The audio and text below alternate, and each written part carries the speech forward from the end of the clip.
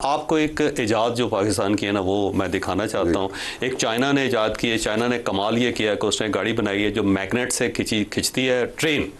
5 second के अंदर 800 kilometre, 5 second के अंदर 800 किलोमीटर की स्पीड से गाड़ी चले। ये 5 सेकंड में वो 800 किलोमीटर का फासला तय कर लेती है। किलोमीटर की स्पीड से टलेगी 5 सेकंड में। और इसका मतलब ये हुआ कि कमाल ही है ना जी, एक पूरा रेवोल्यूशन है। उसके बाद ना मोहसिन नकवी साहब ने इंकशाफ किया है कि जनाब आप ऑनलाइन नजराने दे सकते, ऑनलाइन आप देखे दे सकते, ऑनलाइन आप चादर चढ़ा सकते हैं। मोहसिन नकवी साहब के ख्यालात सुने जरा। एक चीज़ और ऐड कर लें कि आज से हमने ऑनलाइन नजराना भी शुरू कर दिया है कि अगर कोई शख्स लंदन बैठा है, अमेरिका बैठा है या पाकिस्तान से बाहर है या पाकिस्तान के अंदर, वो ऑनलाइन देख भी दे सकता है, चादर भी चढ़ा सकता है। अब देखें कि ट्रेन जो है वो उन्होंने क्या एक ज़बरदस्त ट्रेन बनाई है। 5 सेकंड के अंदर 800 किलोमीटर जो है वो तय करती है। एक रेवोल्यूशन है और उन्होंने अपना ही रिकॉर्ड ब्रेक किया है। और एन वक्त पे क्या टेक्नोलॉजी हमने बनाई है कि ऑनलाइन चादर चढ़ा लें, ऑनलाइन आप नजराना दे लें। बल्कि मैं ना एक मरतबा कराची गया तो वहाँ पे ना एक बहुत बड़ा दारुल उलूम है, वहाँ गया तो उन्होंने ना एक जो तावीज़ का सेंटर बनाया हुआ, तावीज़ सेंटर है, उसके अंदर ना वो जैसे कबूतरों के खाने नहीं होते, इस टाइप के खाने बने हुए थे। और उसमें हर किस्म का तावीज़ उन्होंने पहले से ही फोटोस्टेट करवा के रखा हुआ था कि इश्क में नाकाम हो जाए तो यहाँ से एक तवीज़ उठाएं और बंदे को भेज दें ऑनलाइन। जी बाई डाक आपको मिल जाता है। अच्छा, ये इश्क में नाकाम होना ना हम किसी और से भी पूछ सकते हैं। ये अमूमी तौर पे ये इश्क में नाकाम होने वाले ज्यादा रजू करते हैं तावीज़ डाकों की तरफ। सबसे बड़ा इशू यही है। उसके बाद गुर्दे में पथरी हो जाए उसका तावीज़ है।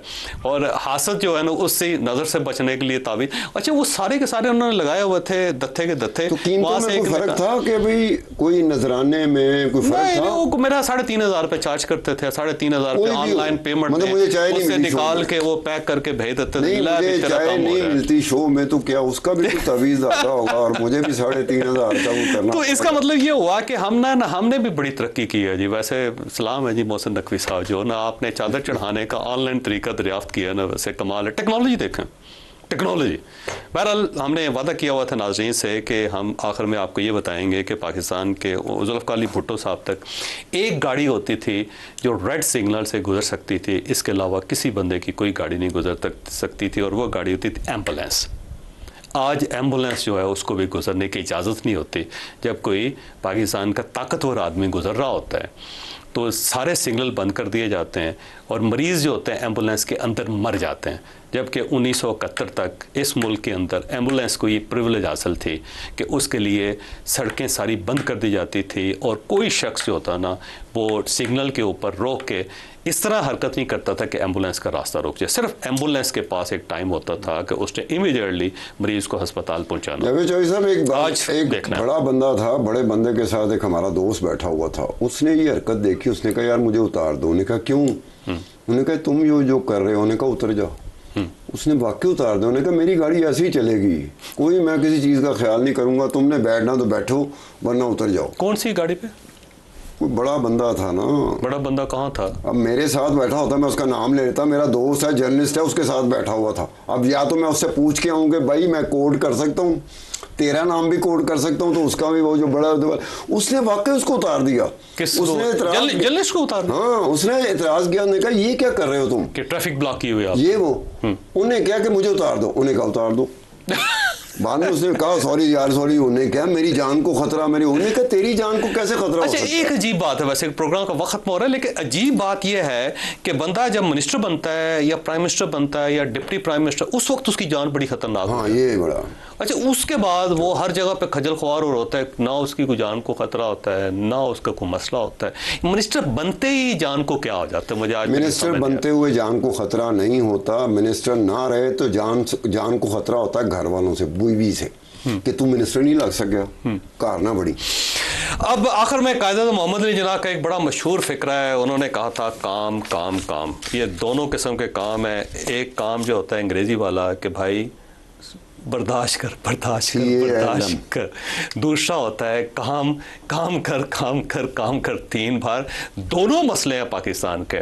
जज्बाती बहुत ज़्यादा है। 14 अगस्त में भी पटाखे चला चला के लोगों को मार देंगे।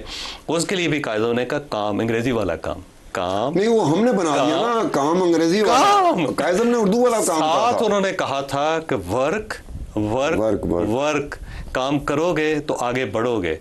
जनरल गुल हसन साहब होते थे एक, और ये लास्ट कमांडर इन चीफ थे पाकिस्तान के, क्योंकि उस वक्त दो कमांड्स होती थी, एक मशरकी पाकिस्तान की कमांड थी और एक मगरबी पाकिस्तान की कमांड थी, और ये लास्ट उसके कमांडर इन चीफ थे।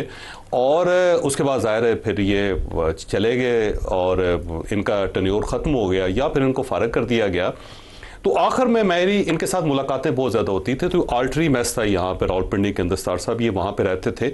बड़ी दिलचस्प बात ये है कि आर्मी चीफ थे ये पाकिस्तान के, ये मेस के अंदर रहते थे, दो कमरे थे इनके पास, एक के अंदर किताबें होती थी, दूसरे के अंदर ये लोगों से मिलते थे या इनका बेड लगा हुआ था वहाँ पे। और आखिर में इनके पास जब ये फौत हुए तो अपने ड्राइवर के पास ये 2500 रुपये रख गए थे और उसी से उनकी तदफीन हुई, और इनका जो जनाजा था वो भी आल्टरी मेस के अंदर हुआ। और इनकी जो गाड़ी बलिनो गाड़ी थी 3 लाख रुपए में फ़रोख्त हुई, उसमें से आधे पैसे इनके बेटे को भेज दिए जो ऑस्ट्रियन वाइफ से था, और जो बाकी 1.5 लाख रुपए बचा उसमें से आधे पैसे ड्राइवर को दे दिए और आधे ईदी फाउंडेशन को दे दिए गए। अब ये जो जनरल गुल हसन साहब थे ये कायद-ए-आज़म मोहम्मद अली जिन्ना के एडीसी थे। शुरू में जब कायद-ए-आज़म मोहम्मद अली जिन्ना पाकिस्तान बना तो उस वक्त दो उनके एडीसी थे, एक जनरल गुल हसन थे और दूसरे ये जो मियाँ रज़ा रुबानी साहब नहीं, ये जो सेनेटर हैं और जो चेयरमैन है सेनेट के, इनके वालिद थे मियाँ अतार रुबानी साहब। वो एयर फोर्स के ऑफिसर थे और बल्कि वो इन्हें कायद-ए-आज़म मोहम्मद अली जिन्ना को 7 अगस्त को 1947 को दिल्ली से लेके भी यहाँ पे आए थे, और वो पहले पाकिस्तान एयर फोर्स के कमीशन ऑफिसर भी थे मियाँ अतार रुबानी साहब। ये दोनों उनके एडीसी होते थे। तो जनरल गुल हसन साहब के साथ मेरी बड़ी मुलाकातें रही उस ज़माने में। तो जनरल साहब जो थे वो अपने पुराने किस्से बताया करते। तो एक किस्सा उन्होंने बड़ा ज़बरदस्त किस्म का बताया जिसका हम ये कह सकते हैं कि कायद-ए-आज़म मोहम्मद अली जिन्ना ऐसा पाकिस्तान चाहते थे।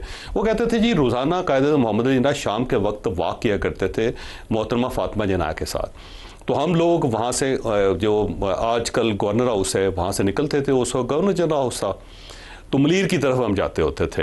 उन्होंने कहा जी एक उनके पास गाड़ी होती थी, एक उनके साथ गाड़ी होती थी सिक्योरिटी की, जिसका जो इंचार्ज था वो डीएसपी था और वो भी पारसी था। और बल्कि उन्होंने कहा जी एक मरतबा हमने कहा कि ये पारसी है तो थोड़ा सा लोग माइंड करते हैं तो हम इसको चेंज कर लेते हैं। तो कायदे ने कहा खबरदार अगर आपने इसको बदला, ये पारसी है, ये हमसे ज़्यादा पाकिस्तानी है, हम कम पाकिस्तानी, ये हमसे ज़्यादा पाकिस्तानी। और कायद-ए-आज़म मोहम्मद अली जिन्ना के इंतकाल तक जो था वो पारसी डीएसपी उनका सिक्योरिटी चीफ रहा। तो अब वो जनरल गुल हसन साहब ने बताया कि एक बार मैं उनको लेके जा रहा था तो सामने जो मलीर कैंट का वहाँ सामने से ट्रैक गुजरता है, वहाँ पे फाटक बंद हो गया। जब कायद-ए-आज़म की गाड़ी पहुँची वहाँ पे तो फाटक बंद हो गया। कहने लगा, मैं आगे बैठा हुआ तो ड्राइवर के साथ, मैं फ़ौरन उतरा और दौड़ के जाके ना जो फाटक वाला था उसके कान में कहा कि सामने कायद-ए-आज़म है, कायद-ए-आज़म है, कायद-ए-आज़म। तो कहने लगा वो एकदम परेशान हो गया, परेशान होकर उसने गेट खोल दिया। गेट जब खोल दिया तो मैं फौरी तौर पे वापस आया और जब मैं ड्राइवर के साथ बैठा तो मैंने देखा कायद-ए-आज़म मोहम्मद अली जिन्ना का चेहरा सुर्ख था गुस्से से। तो मुझे महसूस हुआ कि वो माइंड कर गया। तो मैंने कहा सर मैंने इसलिए खुलवाया कि ये गाड़ी आने में बड़ा टाइम है, 10-15 मिनट हमें यहाँ पे इंतज़ार करना पड़ता। तो कायद-ए-आज़म मोहम्मद अली जिन्ना ने कहा कि ये तुमने बहुत बड़ा जुल्म किया इस पाकिस्तान के साथ। अगर आज ये फाटक मेरे लिए खुलेगा तो पूरी ज़िंदगी जो हेड ऑफ़ स्टेट्स होंगे उनके लिए फाटक खुलते रहें। फौरी तौर पर उतरो, फाटक वाले से माफ़ी मांगो और इसको बंद करवा के आओ। कहते जी मुझे अजीब सा लगा, मैं गया और जाके मैंने उससे कहा कि कायद-ए-आज़म माइंड कर गया। उन्होंने कहा फ़ौरन बंद करो, तो उसने फ़ौरन फाटक बंद कर दिया। उन्होंने कहा 17-18 मिनट है, उसके बाद वो ट्रेन आई, ट्रेन गुजरी, उसके बाद फिर फाटक खुला, फिर कायद-ए-आज़म मोहम्मद अली जिन्ना दूसरी साइड पे गए। इस टाइप का पाकिस्तान था जो कायद-ए-आज़म मोहम्मद अली जिन्ना बनाना चाहते थे। फिर जनरल गुल हसन साहब ने मुझे ये वाक़या सुनाया। कहने लगे एक मरतबा इस तरह हुआ कि मैं ज़ुल्फ़िकार अली भुट्टो साहब के साथ जा रहा था, तो हम लोग जो इस वक्त आर्मी चीफ हाउस है उस वक्त ये प्राइम मिनिस्टर हाउस होता था, वहाँ से निकले और ये जो फातिमा जिन्ना यूनिवर्सिटी है ना यहाँ पे ऑफिस होता था, प्राइम मिनिस्टर ऑफिस होता। तो उससे पहले ये प्रेसिडेंट ऑफिस था, अयूब खान साहब का वही ऑफिस था। कल जब हम जा रहे थे तो मुझसे ज़ुल्फ़िकार अली भुट्टो ने कहा कि कोई वाक़या सुनाओ कायद-ए-आज़म मोहम्मद अली जिन्ना का। तो मैंने ये सुनाया।